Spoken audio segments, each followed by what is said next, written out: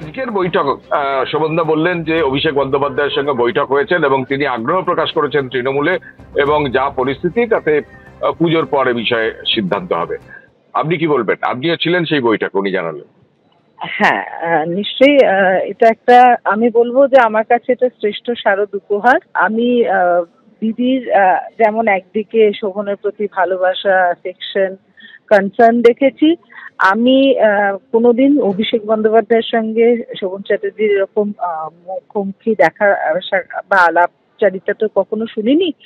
আজকে যখন এই দুজন মানুষের প্রথম যে মিটিং পয়েন্টটা আমি বলবো, তাতে যে ওয়ার্মথ, যে আন্তরিকতা আমি দেখেছি যে অভিষেক বন্দ্যোপাধ্যায় ওর প্রতি বর্ষণ করেছে, আমার মনে হয়েছে যে এই দিনটা আমার কাছে এবছরে খুব বড় একটা মানে স্মরণীয় একটা মুহূর্ত হয়ে থাকলো। আপনার কি মনে হয় যে এই বৈঠকের পরে শোভনদা তৃণমূলে ফেরাটা একদম নিশ্চিত হলো, শিলমোহর পড়লো? দেখো, শোভনদা তো তৃণমূলেরই পরিবারের একজন সদস্য। মধ্যিখানে 7-8টা বছর হয়তো ও অত সরাসরি দল করেনি, কিন্তু দলের কর্মী হিসেবে ও নিজেকে সবসময় একজন গর্বিত কর্মী হিসেবে দেখে, যে মমতা বন্দ্যোপাধ্যায়ের কাছে তার রাজনৈতিক হাতেখড়ি, এবং যার সঙ্গে অভিষেকেরও দীর্ঘদিনের সম্পর্ক। একেবারে ভোটের আগে উৎসবের আবহে সাক্ষাৎ জল্পনা তৈরি হয়েছে বঙ্গ রাজনীতিতে।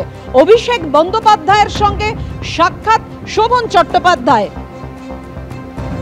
দলের কাজে আগ্রহী, জানিয়ে এলাম অভিষেককে। অভিষেকের সঙ্গে দীর্ঘ সাক্ষাৎ হয়েছে, আমি মুগ্ধ।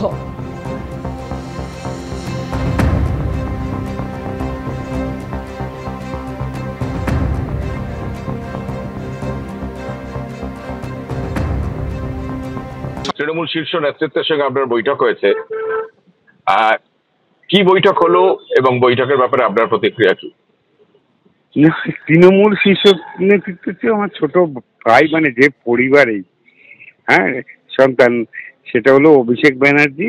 তার সঙ্গে আজকে দুর্গাপুজোর চতুর্থীর দিন আমি গেছিলাম ওর সঙ্গে সময় করে, যে তার শারদোৎসবের প্রাককালে সেই জায়গায় দাঁড়িয়ে ওর সঙ্গে একটা সাক্ষাৎকার, দীর্ঘক্ষণের বহু আলোচনা এবং বহু ক্ষেত্রেই নিজস্ব মানে মতের আদান প্রদান হলো। মানে আমি নিজে খুব মুগ্ধ। অভিষেক বন্দ্যোপাধ্যায়ের সঙ্গে আপনার আলোচনায় বৈশাখী বন্দ্যোপাধ্যায় উপস্থিত ছিলেন? হ্যাঁ, আমরা তিনজনেই ছিলাম। আর এমনি আপনার তৃণমূলে ফেরা নিয়ে কোনো আলোচনা হলো বা কোনো বক্তব্য আপনি বললেন? দেখুন, এটা সামগ্রিক ভাবে তো মমতাদি অভিষেক সিদ্ধান্ত নেবে। আজকে অভিষেকের সঙ্গে দেখা করে বুঝেছি যে সময় যেভাবে, যখন যেভাবে আমাকে কাজে লাগাবে সেই ভাবেই কিন্তু আমি কাজ করতে আগ্রহী, সেটা নিশ্চয়ই আমি ব্যক্ত করেছি। মানে অভিষেক বন্দ্যোপাধ্যায়কে সেটা জানিয়েছেন? হ্যাঁ, আমি তো অনেক আগেই বলেছি যে শোভন চট্টোপাধ্যায় তিনি একদম একটা পলিটিক্যাল মানুষ, অভিজ্ঞ রাজনীতিবিদ, এবং বৈশাখী বন্দ্যোপাধ্যায় তিনিও যথেষ্ট ফলে তারা যদি তৃণমূল কংগ্রেসে আবার অ্যাক্টিভ হতে চান, তো শোভনদার সঙ্গে তো আমাদের ব্যক্তিগত সম্পর্ক খুব ভালো। সেটা যদি এক দলের আনুষ্ঠানিক সম্পর্কে পরিণত হয় তাহলে সেটা আরো ভালো।